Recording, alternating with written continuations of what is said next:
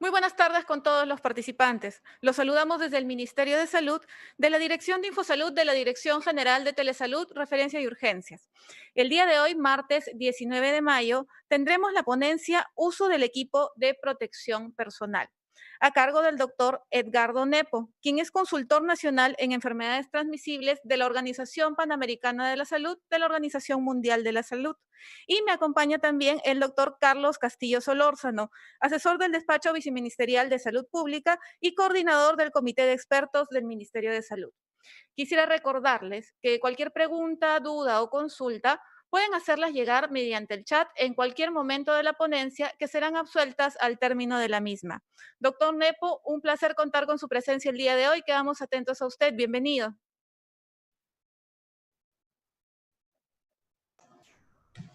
Buenas tardes, muchas gracias. Un saludo a todos y todas las personas, los profesionales que vamos a compartir esta tarde algunas ideas fundamentales que quisiéramos dejar como recomendaciones respecto al uso adecuado de los equipos de protección personal. Es un gusto para la organización poder apoyar al Ministerio, al sistema de salud peruano, como lo venimos haciendo desde el inicio en este y en otros temas relevantes. Me acompaña esta tarde también el doctor Joan Manuel Neira. Él está conectado también desde su domicilio. Él es consultor nacional en resistencia antimicrobiana de la oficina de la OPS-OMS en el Perú. Y juntos esperamos transmitirles a ustedes las recomendaciones básicas, puntuales, para un uso correcto del equipo de protección personal. Muy bien, entonces voy a compartir con ustedes en este momento mi pantalla.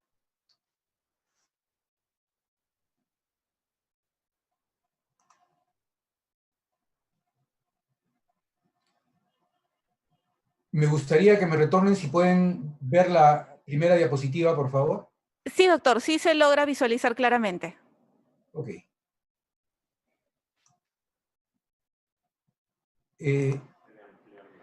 Excelente.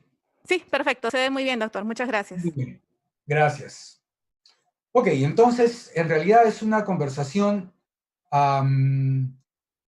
muy concisa y muy específica sobre este punto, pero seguramente van a haber inquietudes, preguntas de las cuales vamos a poder conversar después. De acuerdo a las recomendaciones de la Organización Mundial de la Salud y de la Organización Panamericana de la Salud, el personal de salud debe seguir las denominadas precauciones estándares para reducir el riesgo de transmisión de patógenos, sea cual fuere el agente causal de enfermedad o de epidemia. Las precauciones estándares son un conjunto de medidas que se aplican en el cuidado a todos los pacientes, independientemente de su diagnóstico o de su estatus de infección o colonización, o de si es sabido o no es sabido este estatus, con la finalidad de reducir la probabilidad de transmisión de microorganismos patógenos. Como se observa en la diapositiva, las precauciones estándares son 6. Incluyen la higiene de manos, el uso de equipos de protección personal según la evaluación de riesgo, la higiene respiratoria, las prácticas de aplicación de inyectables seguras, la esterilización o desinfección de equipos médicos y la limpieza del ambiente. De las 6 precauciones estándares, el día de hoy nos vamos a centrar específicamente en el uso de los equipos de protección personal por parte del personal de la salud. Hay algunos principios generales que ustedes deben tomar en cuenta, deben considerar para el uso de los equipos de protección personal. El primer principio es que su uso no implica dejar de lado otras precauciones estándares. Todo lo contrario. En el caso de la higiene de manos, por ejemplo, es absolutamente obligatoria. Se realiza de manera conjunta y, como vamos a ver después, inmediatamente antes e inmediatamente después de el uso de los equipos de protección personal. El segundo principio es es el que está vinculado con velar por la integridad de los elementos que conforman el equipo de protección personal. Si en algún momento se identifica, se detecta que alguno de los elementos está dañado, roto, ha sufrido algún daño que altere su forma, su condición, esto debe ser rápidamente informado y se debe desechar ese elemento y debe ser reemplazado, debe ser cambiado por otro elemento de los que forman parte de los equipos de protección personal. El tercer principio es que el equipo de protección personal debe ser retirado luego, inmediatamente después de haber realizado la atención de los pacientes y abandonar el área de aislamiento. La idea es evitar contaminar el ambiente externo a la sala de cuidados. Y el cuarto principio es el de desechar de manera muy cuidadosa, muy prolija, muy limpia el equipo de protección personal y realizar la higiene de manos de inmediato. Hemos visto muchos problemas de infección, sobre todo en el momento del retiro de los equipos de protección personal. Por eso es que es tan importante este principio general.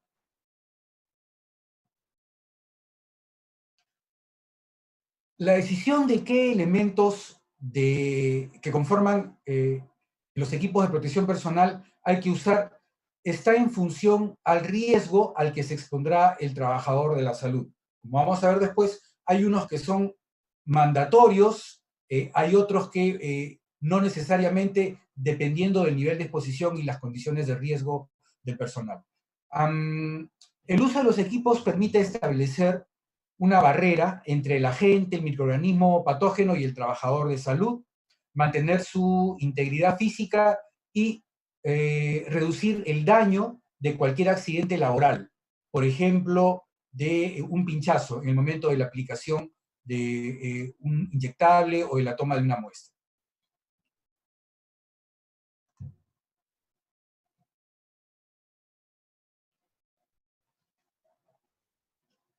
¿En qué situaciones usar equipos de protección personal y cuáles de esos elementos dependiendo de la atención que uno está realizando?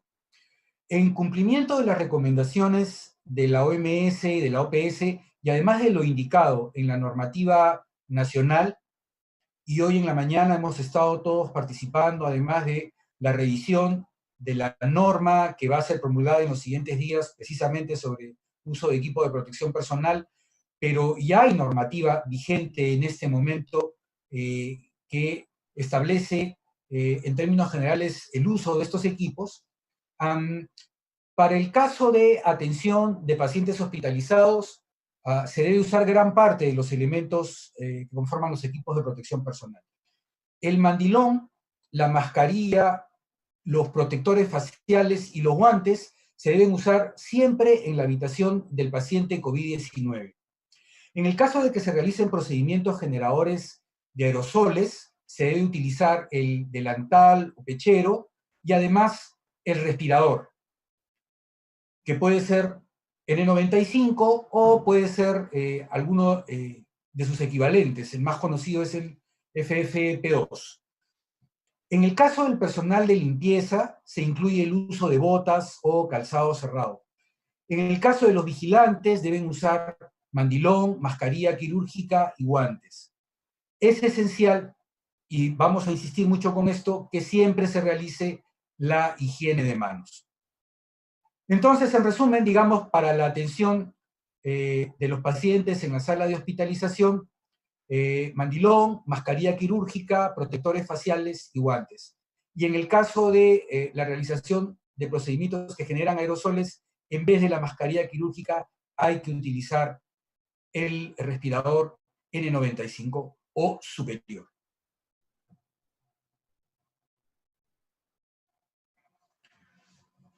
Vamos a revisar rápidamente algunos temas específicos sobre el uso de respiradores y mascarillas.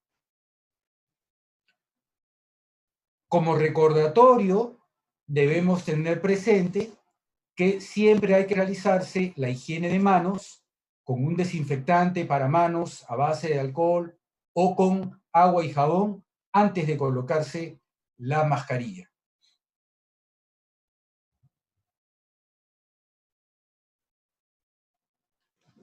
El respirador N95, sus equivalentes o los de nivel superior, son insumos que lo que brindan es una mayor protección frente a agentes patógenos que son transmitidos por vía respiratoria, en función a su capacidad de filtración. En el caso de los N95, lo que hacen es filtrar el 95%, de ahí su nombre, de las partículas aerosolizadas que miden 0.3 micras o superiores. Esto es interesante. A este tipo de partículas de este tamaño se les considera las partículas de máxima capacidad de penetración. Y se han hecho bastantes estudios que demuestran que es necesario medir la capacidad de filtración de los respiradores en función de este tipo de partículas, precisamente. Las partículas que tienen tamaño superior tienen un comportamiento mucho más predecible, pueden ser, digamos, filtradas con otros mecanismos de barrera de no tan alto nivel de filtración, y las de menor tamaño tienen un comportamiento muy parecido a los movimientos brownianos. Chocan con partículas de oxígeno, hidrógeno, de gases que están en el ambiente, y por lo tanto, su comportamiento en términos de atravesar respiradores puede ser perfectamente controlado también con respiradores de este nivel o superior. Por eso es que la capacidad de filtración se evalúa en función a el porcentaje de partículas de este tamaño o superiores que pueden ser filtradas con los respiradores. Entonces, las recomendaciones que hace la OMS, las de la normativa nacional, son precisamente las de usar respirador N95. El mejor equivalente del N95 es el FFP2. Estas son siglas en inglés de unos protectores que filtran partículas también de este tamaño, protectores faciales que filtran partículas de este tamaño. En el caso de los FFP2 filtran el 94%, muy parecido en realidad al N95. Los FFP1 filtran un poco, partículas un poco, digamos, un menor porcentaje de estas partículas, el 80%, y en el caso de los FFP2 filtran el 99% de este tipo de partículas. Entonces, la mejor equivalencia para el N95 es la del FFP2 europeo y de algunos otros respiradores que también son disponibles en el mercado, como el KN95 o algunos otros. Entonces, este respirador es recomendado para los procedimientos que ustedes tienen en la diapositiva. Algunos de estos procedimientos son un poco más sofisticados, se van a hacer en algunas áreas más específicas, otros no tanto. Resaltar, por ejemplo, que los procedimientos de nebulización también son generadores de aerosoles. Entonces, esto es algo que hay que tener en cuenta. Muy importante recordar que los respiradores no se deben mojar. Si se mojan, hay que desecharlos de inmediato. La secuencia que está en la parte inferior de la diapositiva hay que recordarla siempre, igual que con las mascarillas quirúrgicas. Empezamos con una higiene adecuada de manos, después se coloca el respirador, antes del retiro nuevamente higiene de manos, se retira y nuevamente higiene de manos. Entonces, como verán, esta precaución estándar, la de la higiene de manos, es conjunta y acompaña el uso de los equipos de protección personal. El procedimiento para colocarse el respirador está graficado en el dibujo que ustedes tienen ahí en la diapositiva. Se debe tomar el respirador con una mano, hacer un cono que coberture completamente el respirador, acercarlo y posicionarlo sobre el rostro, cubriendo la nariz y la boca. Luego, con la mano libre, con la otra mano, se debe proceder a colocar las tiras por detrás de la cabeza. Primero la tira superior y después la tira inferior. Luego de ello, hay que ajustar el respirador sobre la nariz, presionándolo firmemente contra el rostro para asegurar el sellado. Después de que ha sido colocado el respirador sobre el rostro, hay que hacer dos pruebas de sellado. La prueba de sellado positiva consiste en exhalar En el momento de exhalar hay que verificar que no haya fugas de aire. La diferencia fundamental entre el respirador y las mascarillas quirúrgicas es el nivel de sellado, de adherencia que se consigue contra el rostro. Entonces, esto es muy importante. Hay que verificar que no haya fugas de aire. Y la prueba de sellado negativa consiste en inhalar y verificar que el respirador está firmemente adherido al rostro. Entonces, la colocación del respirador culmina cuando se han realizado las dos pruebas de sellado. La prueba de sellado positivo y la prueba de sellado negativo.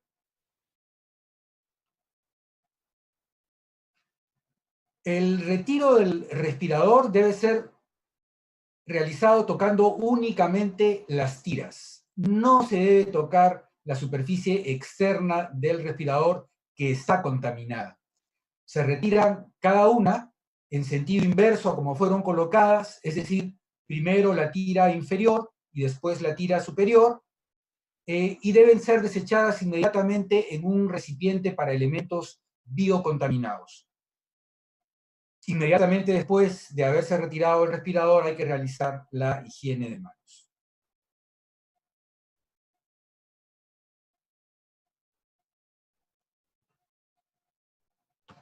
La mascarilla quirúrgica es otro elemento importante del equipo de protección personal que debe ser usada por los pacientes en sus domicilios o en los ambientes hospitalarios, por los cuidadores de pacientes y por el personal de salud en áreas de triaje o de hospitalización donde no haya generación de aerosoles.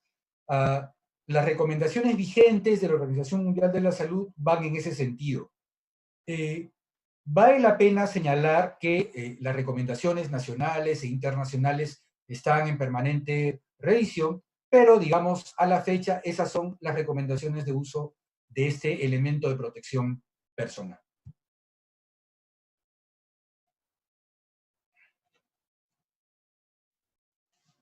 Conversemos ahora sobre el uso de mandilones, protectores oculares y guantes.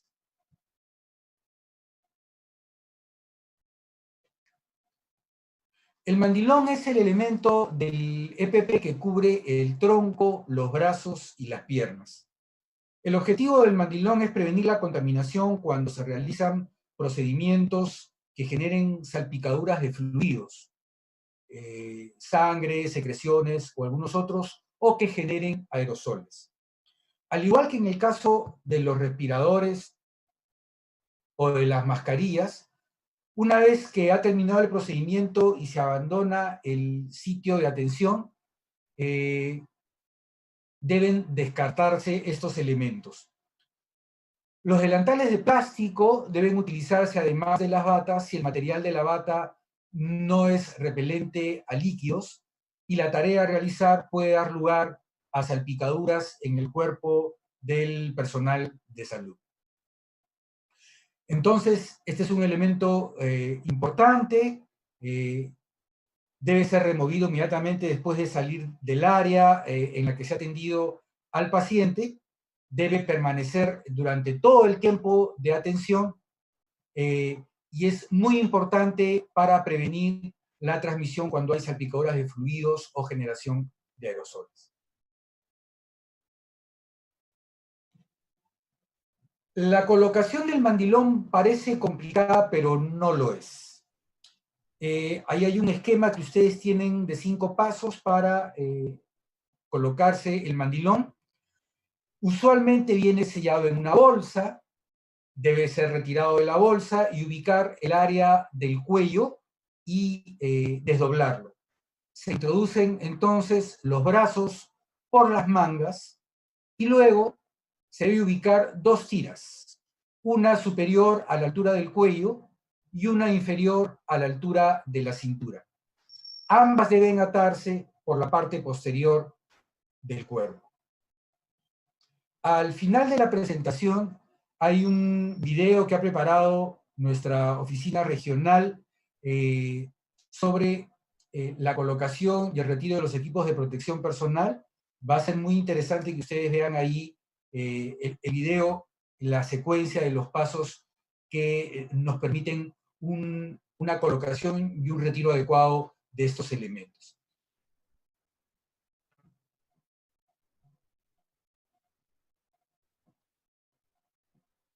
Para retirarse el mandilón hay que seguir el procedimiento inverso al de la colocación. Se ubica la tira a nivel del cuello y se desata, luego la que está a nivel de la cintura y se desata, se tira de las mangas hacia adelante y luego se dobla el mandilón de tal manera que la parte externa quede hacia adentro. No hay que tener ningún contacto con la parte externa del mandilón. Se desecha después en un recipiente para elementos biocontaminados. Y al terminar de retirarse el mandilón hay que realizar nuevamente la higiene de manos. Entonces, como ustedes ven, la colocación y el retiro del mandilón tiene una secuencia lógica de pasos que no es compleja, que en el caso del retiro corresponde a pasos inversos a los de la colocación.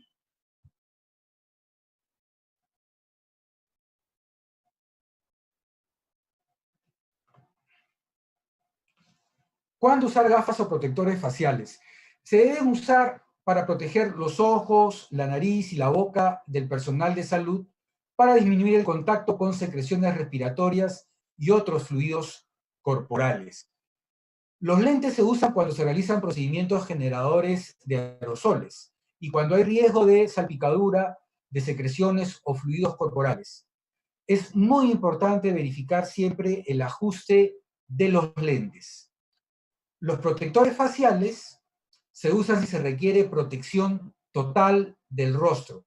Por ejemplo, al momento de irrigar una herida o de succionar secreciones abundantes. Los protectores faciales deben cubrir desde la frente hasta debajo del mentón y extenderse a ambos lados del rostro.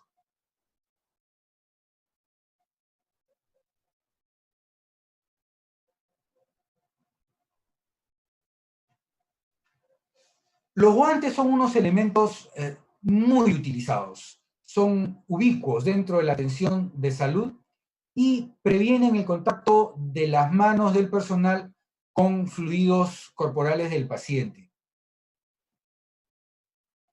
Hay que tener mucha claridad nuevamente en que el uso de guantes no reemplaza a la higiene de manos.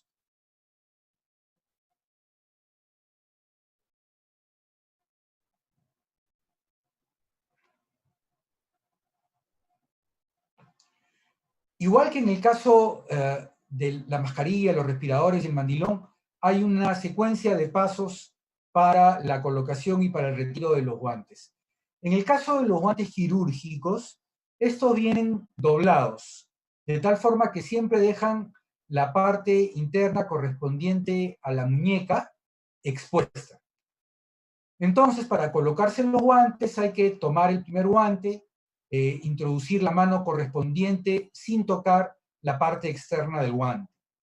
Luego, se debe introducir los dedos de la mano opuesta en el pliegue del otro guante e introducir la mano correspondiente. Finalmente, hay que introducir los dedos por la cara externa que quedó doblada, estirar el guante hasta que cubra completamente la muñeca y de esta manera conseguimos evitar la contaminación de los guantes. Entonces, esta serie de pasos los aprendimos muy tempranamente en la práctica profesional en salud. Conviene siempre tenerlos presentes. Algunos de nosotros estamos más habituados, digamos, al cumplimiento de estos pasos, así que vale la pena recordarlos. En el caso del retiro de los guantes, lo que se debe evitar es tocar la parte externa de los guantes usados con las manos desnudas. Para ello, se pellizca el exterior de uno de los guantes, se retira y se sujeta con la mano opuesta. Luego, para retirar el segundo guante, se introducen los dedos de la mano que ya está libre por el interior y se retira completamente el guante sin tocar la parte externa. Luego de ello, se desechan los guantes en un recipiente para elementos biocontaminados y, por supuesto, al terminar de retirarse los guantes, hay que realizar la higiene de manos.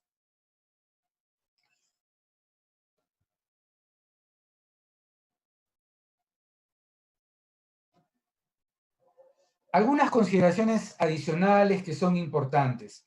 Recordar siempre que el equipo de protección personal utilizado es material biocontaminado y se deben utilizar bolsas para elementos biocontaminados al momento de desecharlos. En realidad, las bolsas de elementos biocontaminados vienen a ser parte también de los elementos de los equipos de protección personal.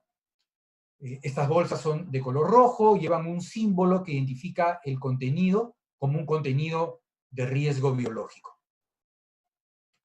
Me gustaría mucho que pudiéramos compartir el video en este momento. Es un video que dura unos 6 minutos, si no me equivoco, y después de ello podemos tener un intercambio en función a sus inquietudes. Claro que sí, doctor. Podemos compartir el video. Ok, entonces, ¿me indican, por favor, lo hacen ustedes directamente o yo desde aquí? Sí, por favor, doctor. Puede darle play. Puede compartir ustedes de ahí. Ok. Gracias.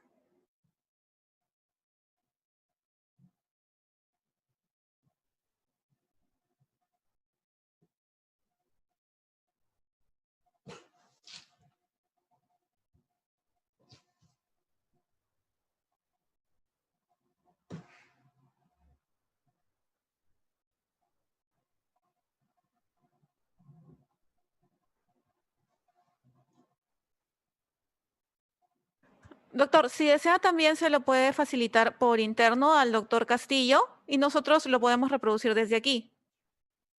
Me parece que el doctor Neira lo envió más temprano por correo electrónico.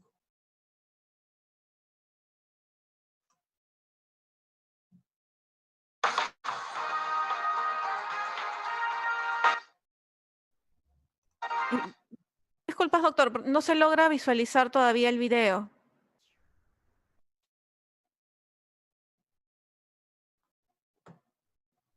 A ver, déjenme ver.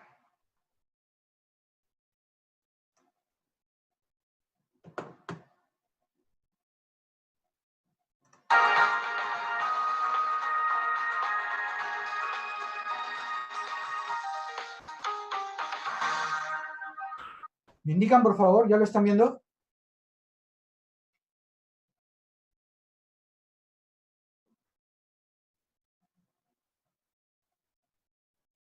No se preocupe, doctor, nosotros lo vamos a reproducir de aquí. Por favor, permítanos un minuto para poder apoyarlo con la reproducción del video. Muchas gracias.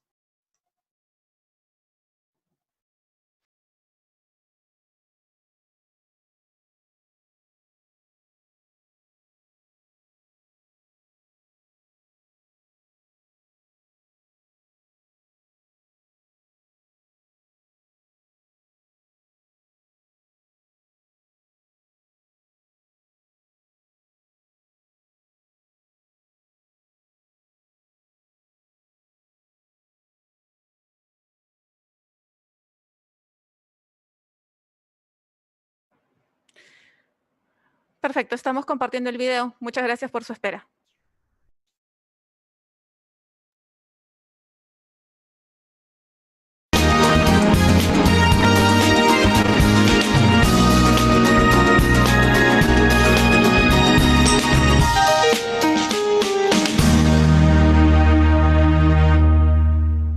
En este video mostraremos el uso apropiado del equipo de protección personal, desde cómo ponérselo hasta cómo quitárselo.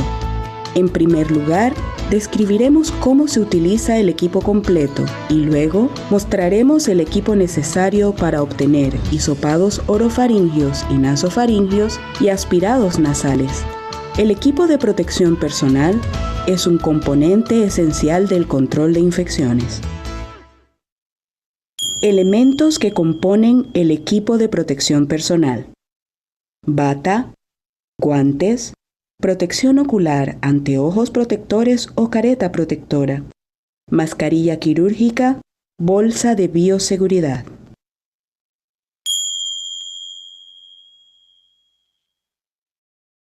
Paso 1.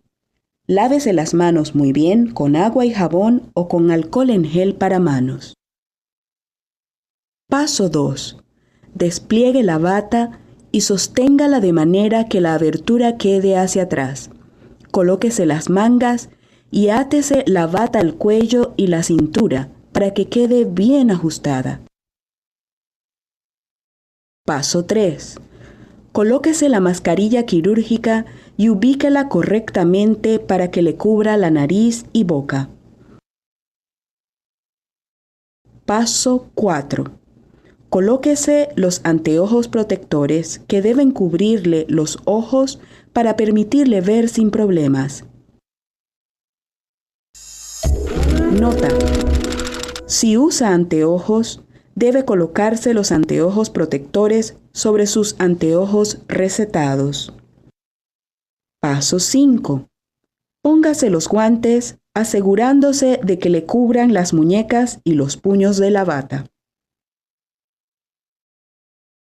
¿Cómo quitarse el equipo de protección personal? Paso 1. Quítese los guantes tomándolos a la altura de la muñeca por el borde externo y tirando de ellos hasta darlos vuelta por completo. Sostenga el primer guante con la otra mano todavía enguantada. Deslice el dedo no enguantado bajo la muñeca del guante aún colocado y retírelo dándole vuelta, con lo cual creará una bolsa para los dos guantes. Deseche los guantes en la bolsa de bioseguridad. Paso 2. Desátese la bata y quítesela tomándola por el cuello y los hombros. Dele vuelta para que la superficie externa, que está contaminada, quede hacia adentro.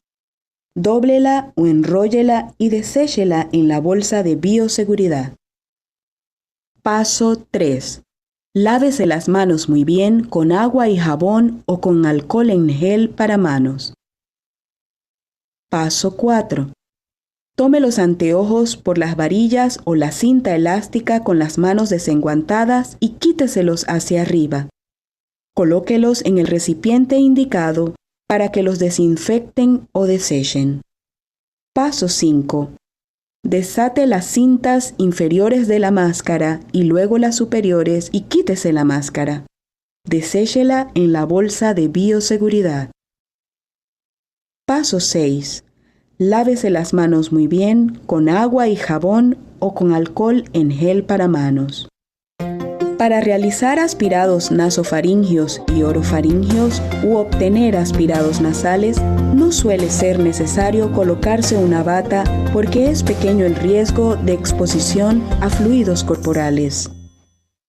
Elementos que componen el equipo de protección personal para realizar aspirados orofaringios y nasofaringios y obtener aspirados nasales: mascarilla quirúrgica, guantes, anteojos protectores, bolsa de bioseguridad.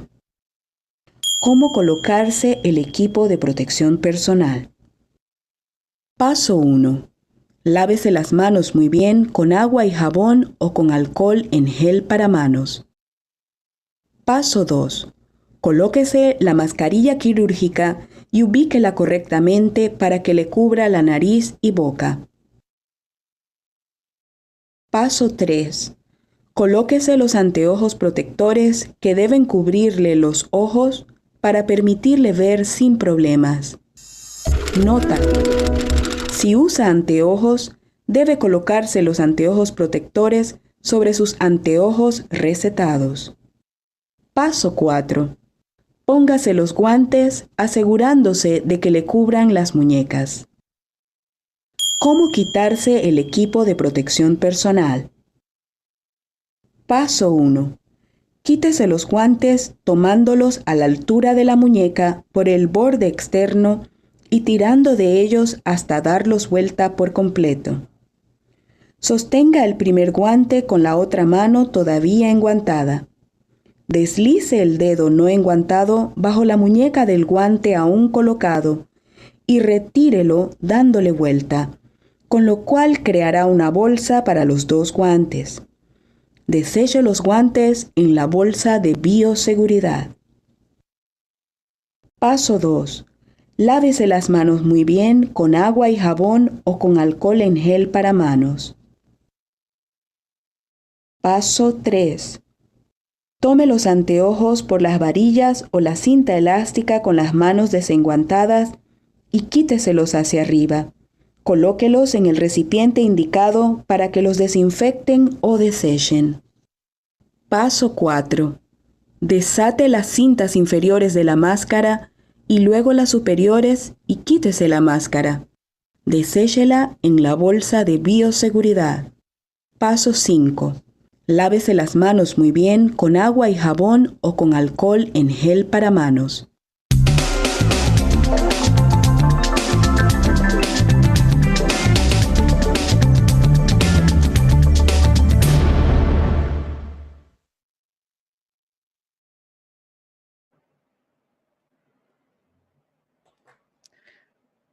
Perfecto. Muchísimas gracias a todos nuestros participantes por su atención y muchísimas gracias, doctor Nepo, por su brillante ponencia.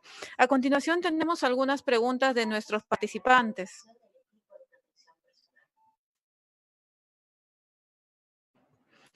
Perfecto. Doctor, nos preguntan nuestros participantes, ¿en qué caso se podría reutilizar una mascarilla o un respirador? Y en caso de reutilizarlo, ¿cómo debería ser esterilizado?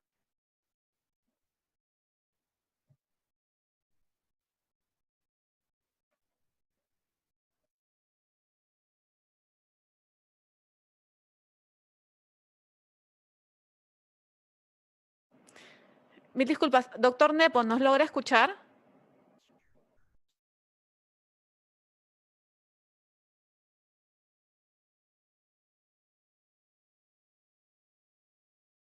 Sí, les escucho. Perfecto, doctor. Le comentábamos, muchísimas gracias por su brillante ponencia. Tenemos a continuación algunas preguntas realizadas por nuestros participantes. Nos preguntan, ¿en qué caso se podría reutilizar las mascarillas o respiradores y cómo se deberían esterilizar estos equipos? Ok, gracias por la pregunta, que es bien interesante. En realidad, como una medida temporal en el contexto de escasez que tenemos en este momento, que es una realidad, los Centros para el Control y Prevención de Enfermedades de los Estados Unidos y algunas otras instancias han brindado recomendaciones para el uso prolongado y la reutilización limitada de los respiradores en entornos de atención de pacientes. Entonces, yo quisiera en primer lugar resaltar que es una medida temporal en el contexto de escasez que se está enfrentando en este momento. La norma es que son elementos que deberían descartarse de primera intención. El uso prolongado se refiere a la práctica de usar el mismo respirador para encuentros repetidos de contacto con varios pacientes sin quitárselo entre pacientes. La idea es que se pueda usar máximo hasta por 12 horas continuadas el respirador. Y después de eso debe ser retirado y su reutilización puede ser considerada, pero con la limitación de no más de 3 a 5 usos. Más de eso, no. No más de 3 a 5 usos. Ahora, dependiendo de el procedimiento o la exposición a secreciones o fluidos corporales, podría ser que ya no sea posible la reutilización limitada. Entonces, esto también hay que tenerlo en consideración. Para la descontaminación de todo lo que se ha revisado, hay 3 métodos que son los que, digamos, más parecieran ser viables, adecuados para considerarlos en descontaminación. El primero es el uso de vapor de peróxido de hidrógeno, el segundo es irradiación ultravioleta y el tercero es calor húmedo. Hay un documento técnico que se ha trabajado sobre recomendaciones para el uso apropiado de mascarillas y respiradores. Entiendo que eso debe estar disponible y si no, voy a coordinar con los amigos del Ministerio de Salud para que pueda estar disponible para todos ustedes, porque allí se especifican los detalles de lo que hemos conversado, incluyendo de la posibilidad de descontaminación para reutilización de los respiradores. No sé si el doctor Joan Neira, que también está conectado, quisiera agregar un comentario sobre esto. Cambio.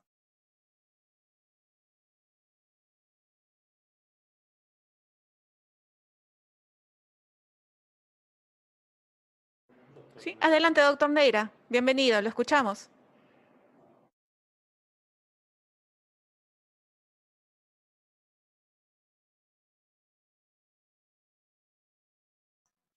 No, parece que no. Perfecto, doctor. Continuamos con las preguntas. Nos preguntan también si se pueden realizar sobre los respiradores para la desinfección procedimientos como lavado, exposición a radiación ultravioleta, rociado con alcohol u otras sustancias. Ok, entonces, como les mencioné, la vaporización y la irradiación ultravioleta están dentro de los métodos que parecieran ser más adecuados. No debemos usar ninguna sustancia que humedezca, que moje el respirador. Por lo tanto, el uso de alcohol o el uso de peróxido de hidrógeno, el uso de cualquier sustancia que someta digamos, una consistencia modificada, humedezca o moje el respirador, no está considerada dentro de los métodos que podríamos utilizar. Perfecto, doctor. Muchísimas gracias. Nos preguntan también si la mascarilla KN95 es equivalente a la N95. Ok, sí, es equivalente en términos de su capacidad de filtrado. Con los respiradores conviene analizar dos dimensiones del equipo, del elemento. En primer lugar, su capacidad de filtrado, y efectivamente en este caso es equivalente, pero en segundo lugar, conviene analizar también la potencia para adhesión del respirador sobre el rostro del personal de salud. Los respiradores, no solo los KN95, hay otros más equivalentes, deberían ser probados también con las pruebas de sellado positiva o negativa. Podrían tener la misma equivalencia en términos de filtrado, pero no la misma capacidad de adherencia. Y eso es un problema. Las partículas virales pueden entrar por pequeños espacios, soluciones que se dejen entre el rostro y lo que cubre el respirador. Por lo tanto, no solo por los KN95, sino para cualquier otro, porque empiezan a aparecer muchas equivalencias, es fundamental esta segunda dimensión, que es la del sellado sobre el rostro. Yo, como les decía cuando veíamos las diapositivas, considero que el respirador ha culminado de ser colocado después de que hacemos las pruebas de sellado positivo y negativo, no antes. Antes de eso no podemos considerar que ya lo colocamos adecuadamente. Entonces, en términos de la capacidad de filtrado, efectivamente es absolutamente equivalente. Pero para cualquier respirador se necesita hacer las pruebas de sellado para garantizar que haya la adherencia sobre el rostro adecuada requerida. Perfecto, doctor. Muchísimas gracias. Doctor Neira, buenas tardes. ¿Nos logra escuchar? Buenas tardes, sí los logro escuchar. ¿Ustedes me escuchan? Perfecto. Sí, ahora sí lo escuchamos fuerte y claro, doctor Neira. Bienvenido. Sí, disculpen, tuve un problema técnico al momento de intervenir anteriormente. Solamente recalcar lo que ya el doctor Edgardo Nepoda ha mencionado, ¿no? Con respecto a que la reutilización de los equipos, de estos respiradores, es más que todo una medida temporal ante la situación en la que estamos de escasez global de equipos de protección personal.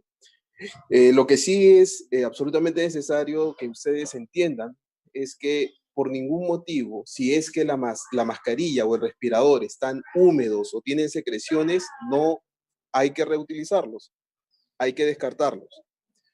Otro consejo, ya el doctor lo ha mencionado, bajo ninguna circunstancia mojen o intenten lavar el respirador, el N95 o cualquier equivalente, porque se pierde la porosidad. Y una manera que ustedes tienen de comprobar eso es cuando ustedes han sentido el peso del respirador, ¿no es así? Cuando ustedes lo lavan, lo que van a sentir es que pesa menos, y es porque ya los poros son más amplios. Entonces, pierde esa capacidad de filtración que está en la denominación 95, ¿no? La N95, la KN95 tiene una capacidad de filtración del 95%, pero por ejemplo la FPP2 tiene una capacidad de filtración de 94%. La FPP3, si mal no recuerdo, está entre un 99 a 100%. Entonces, eso solamente quiero recalcarlo y que lo tengan siempre presente. No usen, laven los respiradores, y si es que la mascarilla o respirador han sido contaminados con secreciones, deben descartarlos. Gracias. Gracias a ustedes, doctores. Nos preguntan también cómo debería colocarse una mascarilla en caso de ser reutilizada.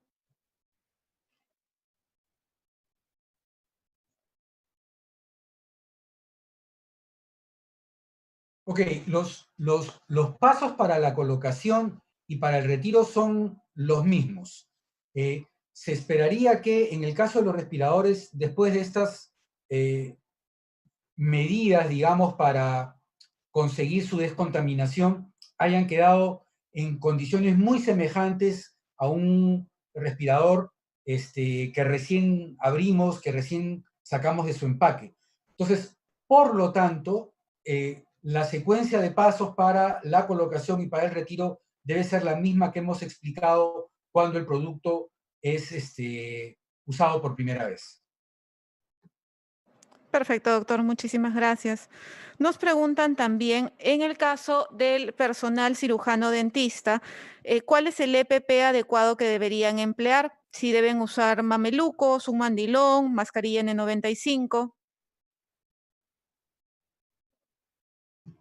Si bien interesante la pregunta, los procedimientos odontológicos, estomatológicos son claves. Estaba leyendo unos artículos hace poco que en el caso de los médicos se ha encontrado que los oftalmólogos son especialistas que ocupan uno de los primeros lugares en infección por coronavirus.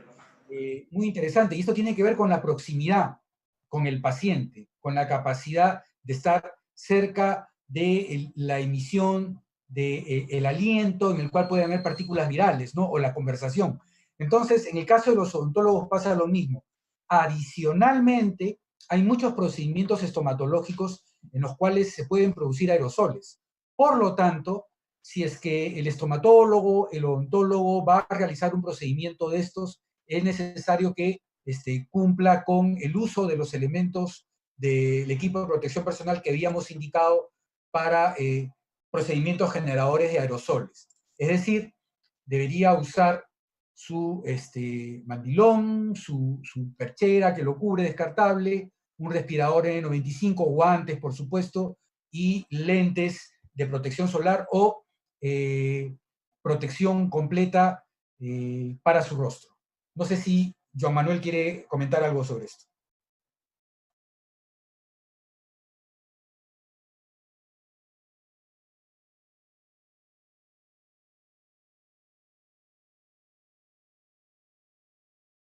Sí.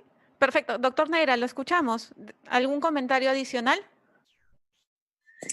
Realmente no. El doctor Edgardo ha cubierto los procedimientos específicos que en el caso de cirujanos dentistas son importantes, ¿no? O sea, además del hecho de trabajar en proximidad, simplemente el hecho de estar utilizando drills, por ejemplo, al momento de hacer las curaciones, los pequeños taladros pulverizan el hueso y también favorecen la generación de los aerosoles. De ahí que sea importante que en este caso tengan que usar un respirador N95 con las mismas precauciones y también con los mismos conceptos para la reutilización. Debo recalcar, sí, que el procedimiento de usar un EPP no solamente es saber colocárselo, tienen que saber retirarlo. Y acá también quiero hacer un comentario que el doctor también había tocado en la presentación. Las medidas de precauciones estándares incluyendo la higiene de manos, el distanciamiento social, tienen que ser permanentes. En otras palabras, ¿qué es lo que hemos estado viendo? Que las personas se relajan una vez que dejan la habitación del paciente o que dejan el servicio. Entonces se van a almorzar juntos y se olvidan de que hay distanciamiento social. Entonces se pegan, hablan cerca, etc. Entonces, eso es importante que ustedes, como personal de salud, lo interioricen y que también hagan notar al momento en que están en los centros de trabajo. No solamente es saber usar el equipo, es también saber retirarse del equipo para reducir el riesgo de contaminación, sobre todo después de que han estado en contacto con un paciente que es COVID positivo. Y también es mantener las precauciones estándares al momento en el que ustedes ya están realizando actividades que no son de atención médica. No necesariamente en la familia, estoy hablando del ambiente hospitalario per se. Y lo más importante es que esto es un trabajo en equipo.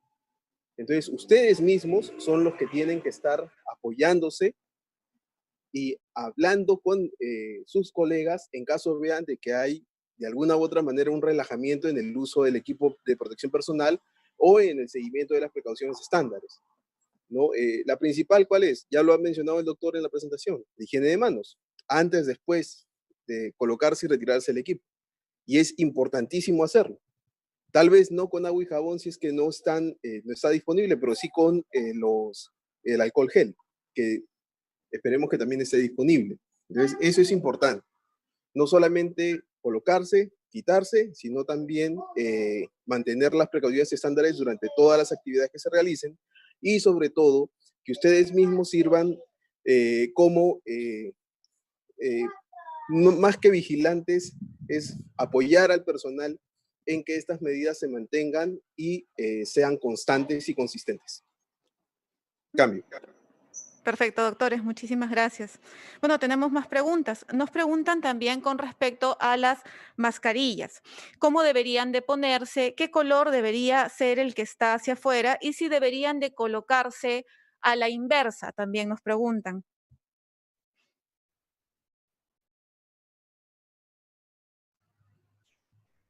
Bueno, hay varios tipos de mascarillas. En general, hablamos de las mascarillas de protección personal y de las mascarillas quirúrgicas. Estas últimas son las ideales para uso por el personal de salud, las mascarillas quirúrgicas.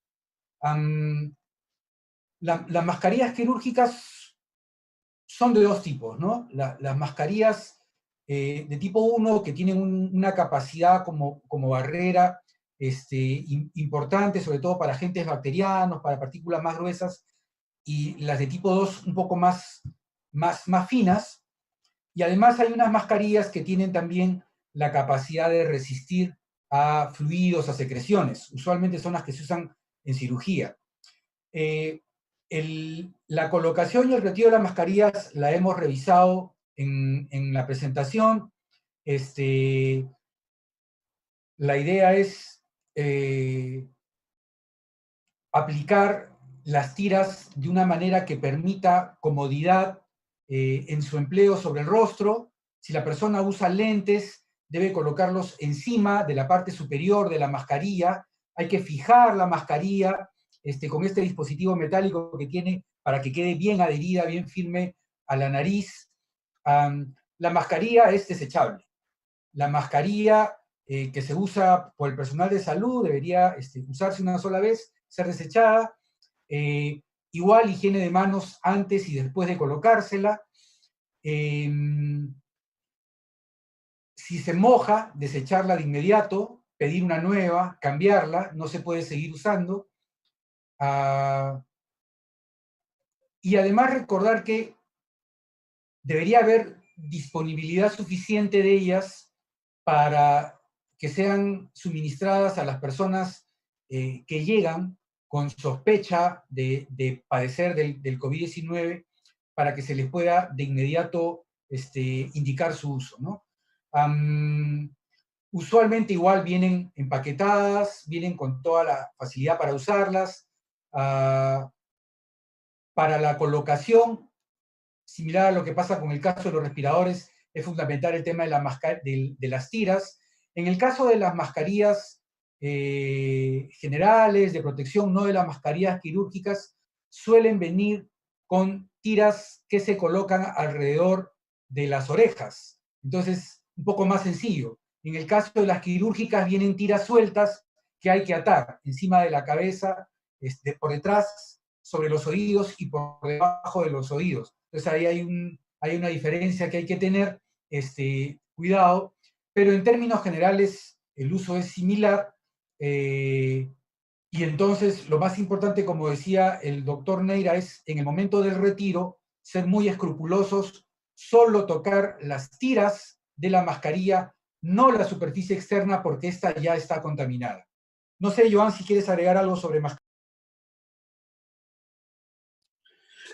Sí, solamente para completar parte de la pregunta que habían hecho, bajo ninguna circunstancia van a voltear la mascarilla y van a usar lo que antes estaba en la parte externa como parte interna, porque justamente esa es una de las maneras más simples de contaminarse, y por eso es que se les pide que no se toquen la mascarilla.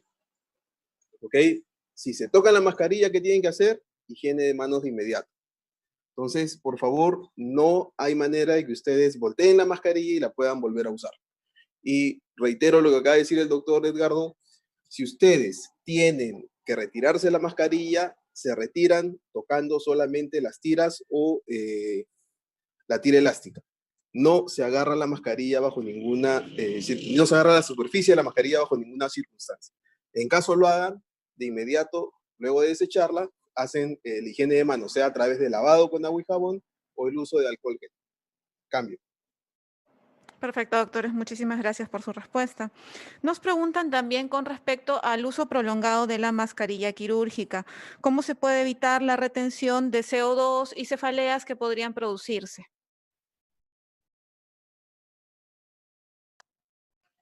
En general, las mascarillas están diseñadas como para soportar varias horas de uso. Una mascarilla de buena calidad está construida con materiales que permiten una oxigenación adecuada. Algunos de los respiradores tienen válvula, de manera que uno puede activar la válvula y tener unos cuantos segundos, unos momentos para una exhalación más fácil. El problema de la válvula es que termina siendo de riesgo porque la persona cuando abre la válvula expone a la gente que está alrededor de ella a la posibilidad de contaminación a partir de la persona que usa el respirador o la mascarilla, ¿no? Entonces, lo mejor es usar respiradores que no tengan válvula. Y como digo, el uso prolongado se testea antes de que salga al mercado. Están diseñadas como para ser utilizadas por varias horas. En esta situación extrema, la recomendación ha sido de que se pueden usar hasta 12 horas. Yo sé que es sumamente incómodo estar con respirador tantas horas. Uno va, digamos, ciñéndose, adaptándose a las circunstancias. Los turnos prolongados en emergencia, en las salas de cuidado crítico, nos exigen estar permanentemente con el respirador. Si en algún momento se retira el respirador, digamos, estoy 4 horas en ejercicio de la guardia, de turno, y por algún motivo salgo o me retiro el elemento de protección, la recomendación entonces es que lo haga con mucho cuidado, siguiendo todas las indicaciones que hemos visto. Si es que va a ser sometido a descontaminación, debería ser conservado de una forma adecuada, en unas bolsas de papel, en una caja. Se han dado recomendaciones sobre esto para que sea sometido a descontaminación, como hemos visto que se puede realizar, y colocarse otro respirador hasta que no esté ya muy bien descontaminado el primero que yo usé. Entonces, esas son las recomendaciones. No sé si Joan quiere agregar algo sobre esto. Más de lo que has dicho, Edgardo, no. Solamente quiero avisarles de que nosotros, OPS, en colaboración con la Escuela Nacional de Salud Pública, va a poner a disposición justamente es algo que se conversó ya con el doctor Castillo, el curso que tiene el ENSAP sobre prevención y control de infecciones específicamente orientadas a COVID-19, dentro de los cuales está este módulo de uso apropiado de equipo de protección personal.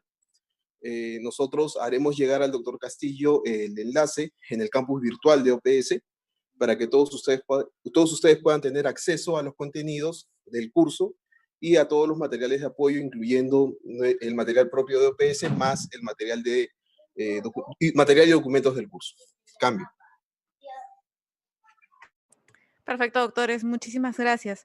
Nos preguntan también si se mejoraría el filtrado al usar dos tipos de mascarillas distintas. Mejor dicho, un respirador y una mascarilla quirúrgica. Bueno,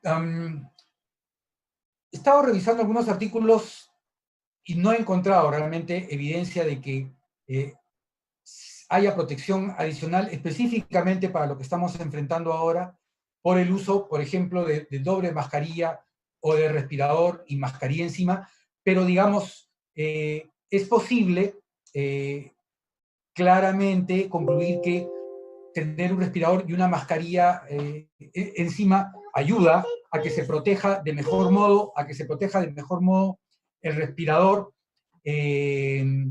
puede brindar digamos, una protección de barrera no muy importante, pero en términos de conservación podría, digamos, ayudar un poco más. El respirador cumple largamente las funciones de protección como método de barrera y como filtro de partículas pequeñas. El hecho de tener un respirador y encima una mascarilla quirúrgica, insisto, podría, digamos, ser un elemento de mayor conservación del respirador durante su uso, pero no altera las recomendaciones que hemos dado del tiempo de uso, de la necesidad de descontaminación posterior. Por más que haya tenido yo un respirador y encima una mascarilla, una vez que los retiro debo someterlos a los procesos de descontaminación que hemos visto que podrían ser utilizados o desecharlos si es que, digamos, hay el stock suficiente de estos equipos, ¿no? No sé si Joan quiere agregar algo sobre esto. Específicamente, si la pregunta va orientada a un incremento del porcentaje de filtración, si es que yo utilizo dos elementos de protección respiratoria, eso no va a ser posible. Tal como lo indica Edgardo, el uso de la mascarilla sobre el respirador es más que todo un elemento de protección del respirador, frente posiblemente a secreciones que puedan saltar, ¿no?, al momento en el que se realizan algunos procedimientos específicos. Y obviamente no hay ninguna evidencia que nosotros tengamos sobre la efectividad del uso de doble mascarilla o de mascarilla sobre el respirador. Ahora, lo que sí debo recordarles es que toda la información que nosotros proporcionamos como OMS o OPS está siempre en constante revisión ante la aparición de nuevas evidencias. En caso surgiera algún tipo de evidencia sobre este punto en el cual nos lleve a modificarlo, definitivamente se evaluará y posiblemente se considere alguna modificación, pero hasta el momento no existe ningún tipo de evidencia con respecto a esto. Cambio. Perfecto, doctores, muchísimas gracias. Nos preguntan también si se podría especificar con respecto al uso de la mascarilla quirúrgica, si la parte blanca debe ir para la cara interna y la parte de color hacia la cara externa, ya sea celeste o verde, y cómo colocársela en caso de que ambas caras sean blancas.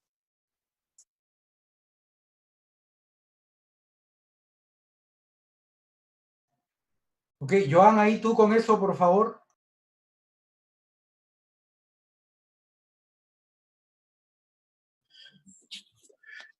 A ver, lo que es importante acá es ubicar los pliegues. Los pliegues siempre tienen que estar hacia la parte externa. Muchas veces hay algunas en las cuales el precinto metálico que va sobre el lomo de la nariz es evidente. Eso siempre va hacia la parte externa. En caso de que esté incluida dentro de la mascarilla quirúrgica, dentro del ajuste que hay en la parte superior, de la costura, perdón, de la parte superior, ubiquen la forma hacia dónde van los pliegues y lo colocan de esa manera. Lo otro, independientemente del color, ustedes tienen que guiarse por lo que se les ha mencionado, que los pliegues estén hacia afuera y el precinto, si es que es visible, siempre va hacia la parte externa. Cambio. Perfecto, doctor Neira, muchísimas gracias. Nos preguntan también con respecto a los respiradores, si la humedad de la respiración humedece el respirador, si este debería ser descartado o podría volverse a reutilizar.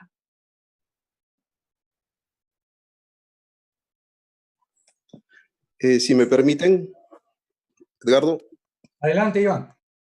Miren, cuando todo respirador sigue un proceso de fabricación y un proceso de control de calidad luego de que es fabricado, y sigue una serie de pruebas. Muchas de esas pruebas consisten, por ejemplo, en la transpirabilidad del material con el que está hecho. ¿Y eso para qué sirve? Para garantizar justamente que no se humedezca por dentro el respirador.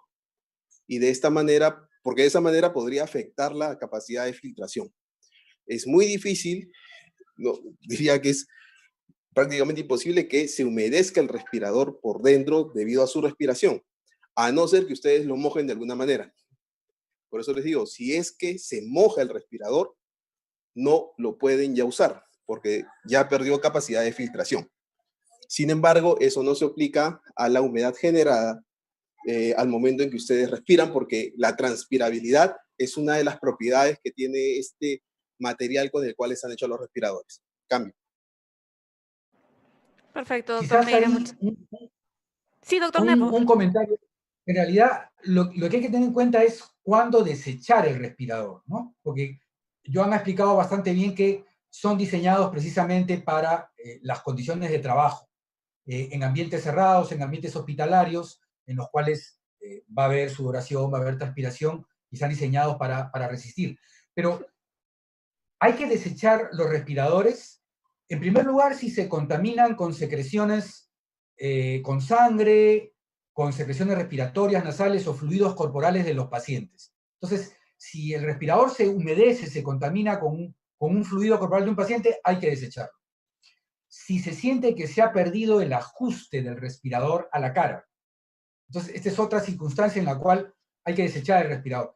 Si la calidad del elástico ya no es la misma, si uno ve que vence el elástico, que ya no está ceñido, si hay una deformación del respirador, si hay un aplastamiento accidental que deforme al respirador, obviamente después del uso de procedimientos que generan aerosoles, también debe ser desechado. Entonces yo diría, esto es bien importante, ¿no? Estas son las condiciones en las cuales una persona que ha seguido todas las recomendaciones, que está usando muy bien su respirador, debe tomar la decisión rápida de desecharlo y pedir un cambio de respirador.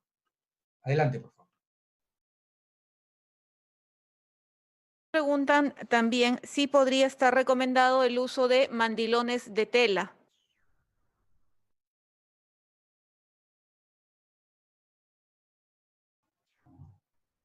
Ok, sí hay mandilones descartables y hay mandilones que son reutilizables. Y hay unas pautas, digamos, que hay que seguir igual para la adecuada limpieza, descontaminación, desinfección y esterilización de estos elementos de protección personal que son reutilizables. Entonces, hay elementos que son descartables y hay elementos que son reutilizables, pero hay un protocolo para tener la garantía de que ese elemento, y pasa con los mandilones, pasa con el calzado, pasa con gorros, en fin, va a quedar nuevamente en condiciones de ser reutilizado. No sé si Joan quiere agregar algo sobre esto. No, no realmente. Concuerdo con lo que acabas de mencionar, Edgardo.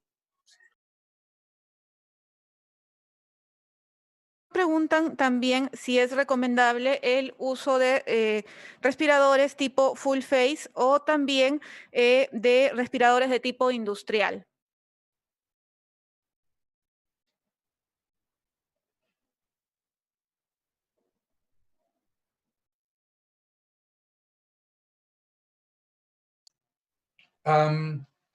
Hay una diversidad en realidad de respiradores. Algunos efectivamente no son de uso específico en salud, sino más bien industrial.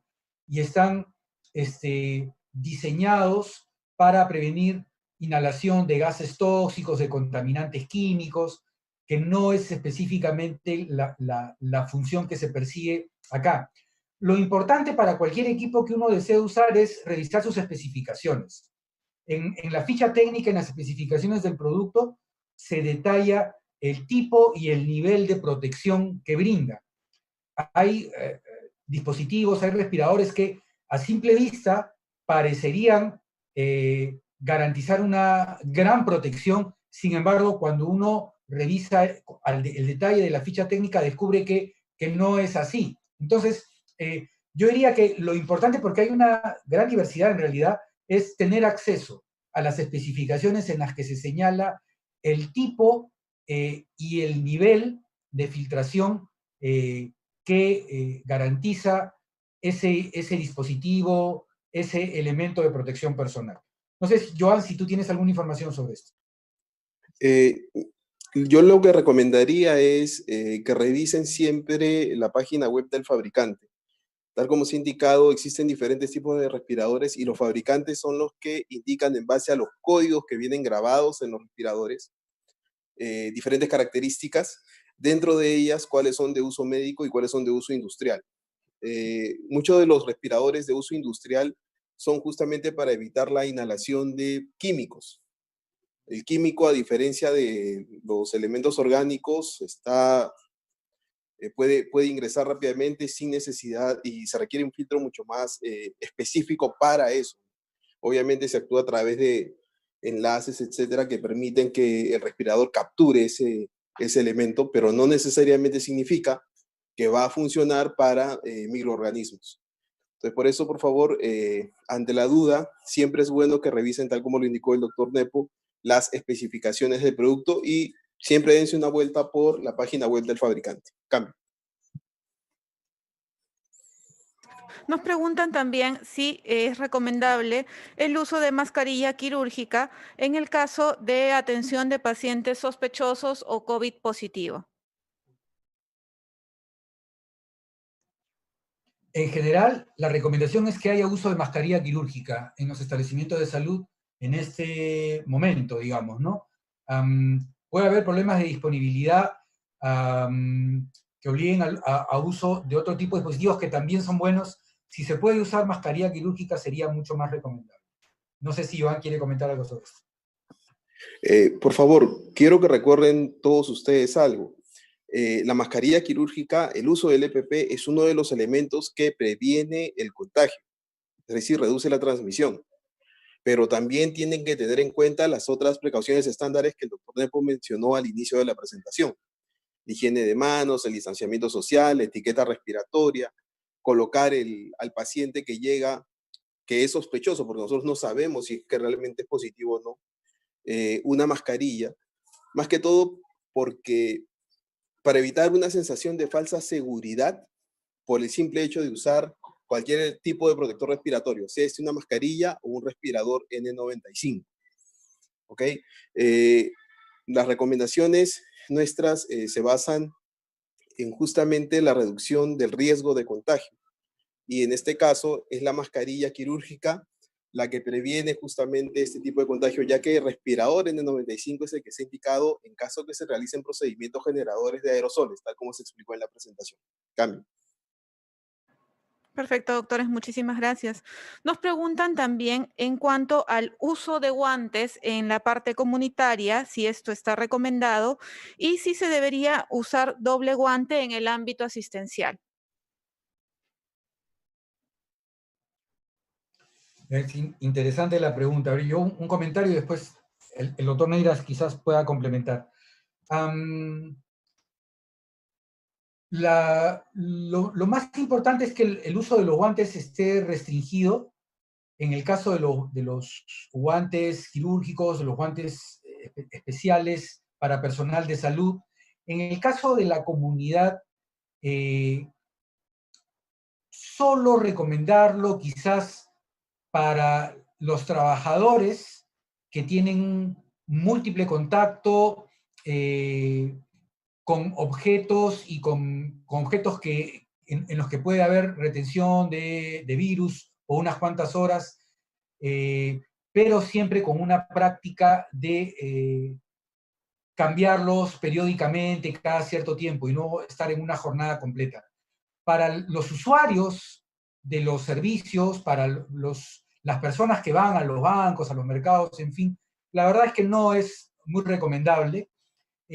Las personas que no están habituadas al uso de elementos de protección personal, los van a usar siguiendo los patrones de conductas que tienen regularmente. Entonces nosotros estamos habituados a tocarnos el cabello, a arreglarnos la caída del cabello sobre la frente, a rascarnos el rostro, a sobarnos la nariz. No nos damos cuenta de ello, pero hay estudios que demuestran cuántas veces en 5 minutos uno se toca el rostro, se lo toca muchísimas veces, ¿no?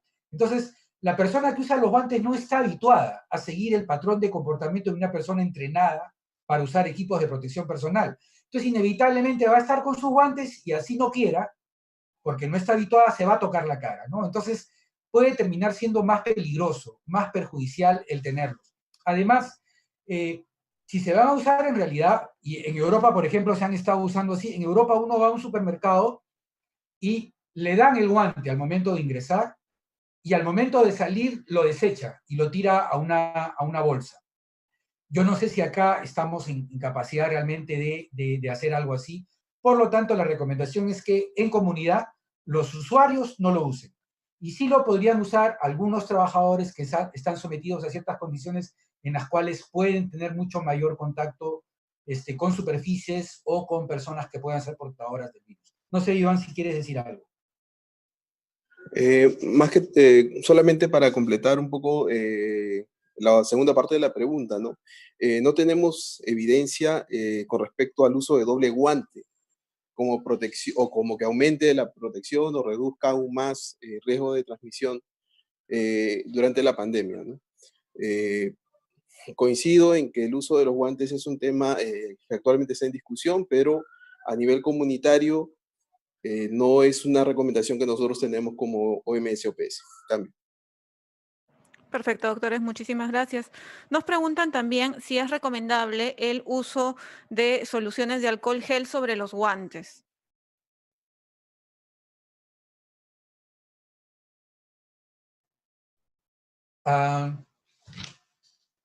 Si es que digamos, si uno cree que ha estado expuesto y que vale la pena la higiene de manos y no hay una gran disponibilidad de guantes, podría ser una medida a considerar.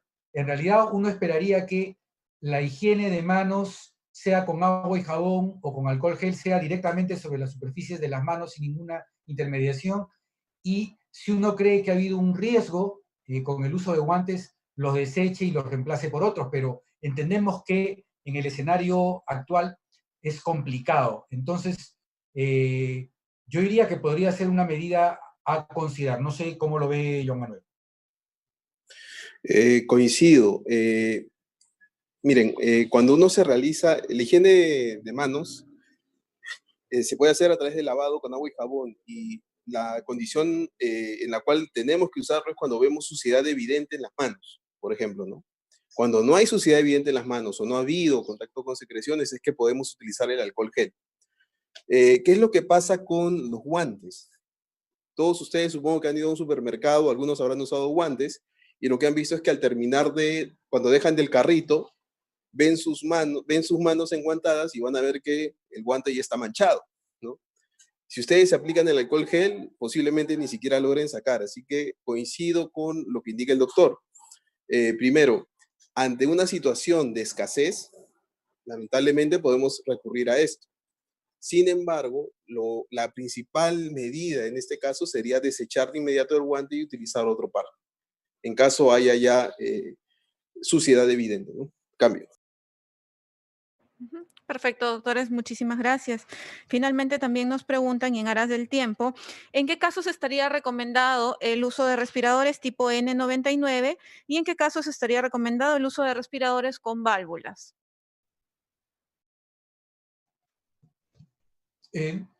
Como les decía, respiradores con válvulas, para empezar por el final, realmente no los recomendamos, ¿no? Pueden ser más bien contraproducentes. se generaron para brindar alguna facilidad a quien los usa de que pueda tener una exhalación cada cierto tiempo más libre, pero alteran la barrera que se ha establecido por algunos segundos. Entonces, yo entiendo que si uno continúa con el respirador puesto, es porque todavía sigue en un área en la que hay riesgo. En caso contrario, uno se retira ya el respirador. Entonces, abrirlo en un área de riesgo genera de todas maneras la probabilidad de que haya transmisión. Los N99 o los FFP3, que brindan un 99% de filtrado, son usados en algunos sitios para áreas de muy alto riesgo, para áreas muy críticas. La verdad es que la recomendación que damos es que con el uso de un N95 ya está cubierta la posibilidad de contaminación, de infección. He visto que hay experiencias en algunos países donde diferencian entre el uso de N95 para zonas de mediano a alto riesgo y el 99 para zonas de muy alto riesgo, tienen una clasificación de ese tipo.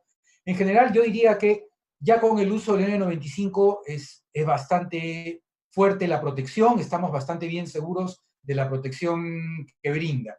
El uso de N99 yo lo he visto no relacionado con COVID, sino ya en procedimientos de niveles de bioseguridad muy alto, cuando se manipula aislamientos de microorganismos que tienen un potencial dañino enorme, pero digamos, para el caso actual y para nuestra realidad, creo que con la protección que da el N95 estamos con bastante seguridad.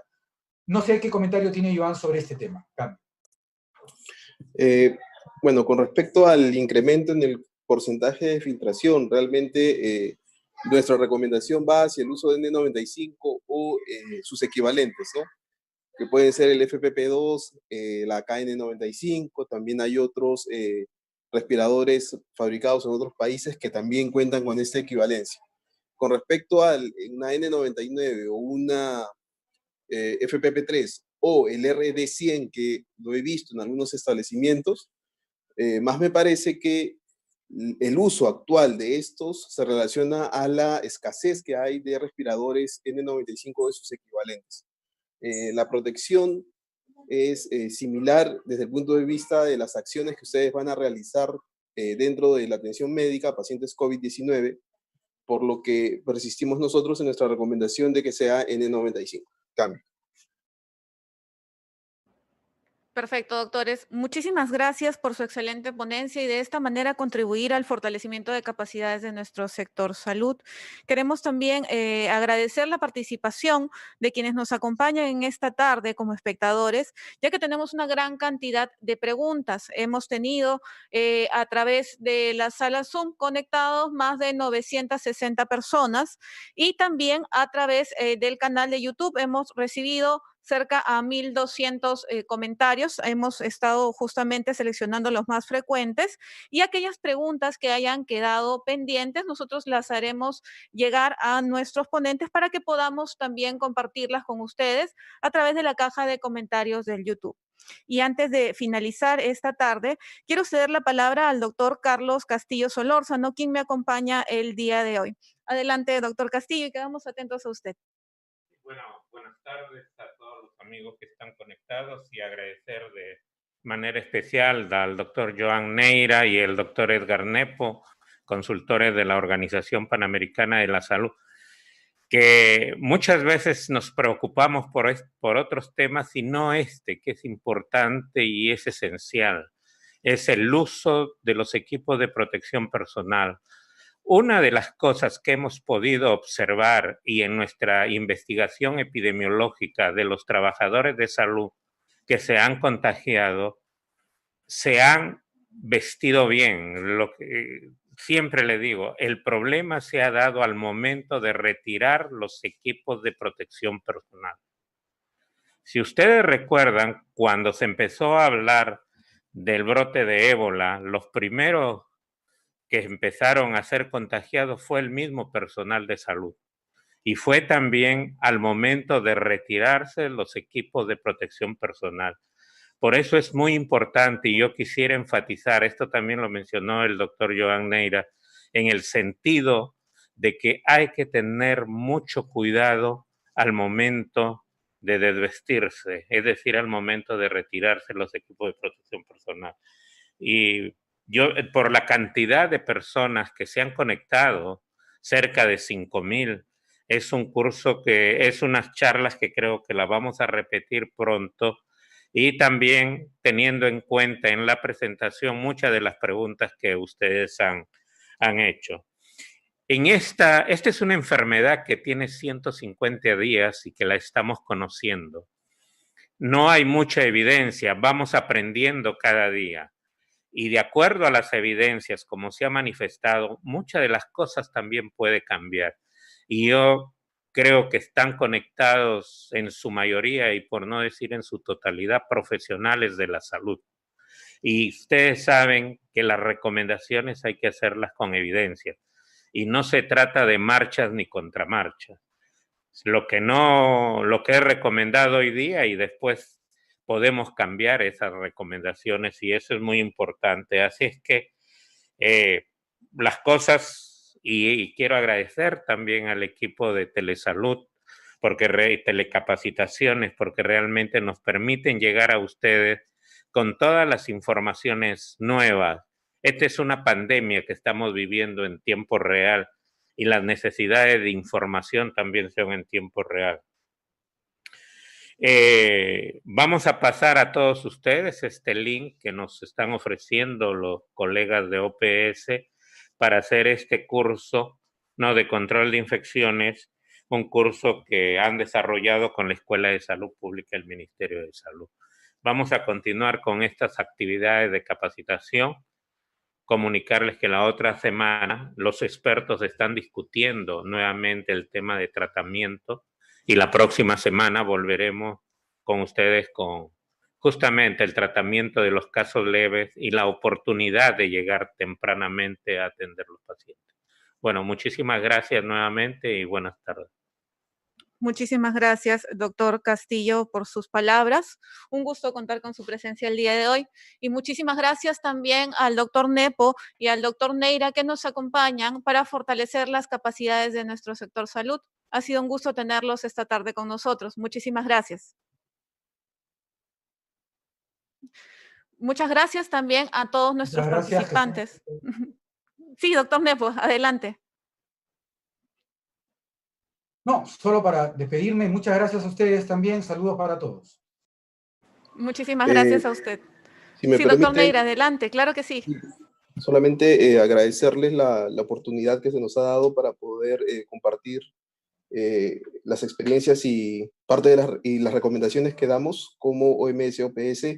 Deben de tener en cuenta que siempre pueden contar con nosotros para este tipo de actividades. Gracias. Muchísimas gracias, doctores, y muchísimas gracias a la OPS, OMS, muchísimas gracias, doctor Castillo, y al Viceministerio de Salud Pública. A nuestros participantes también, muchas gracias por su atención y por su interés en mantenerse actualizados. Queremos invitarlos a suscribirse al canal de YouTube de Telesalud Minsa, en donde van a poder encontrar esta telecapacitación, y asimismo podrán encontrar las demás telecapacitaciones realizadas en función de la normatividad que va saliendo constantemente, y como bien ya lo mencionó el doctor Castillo, está siendo constantemente actualizada, ya que nos encontramos como profesionales de la salud ante una enfermedad nueva.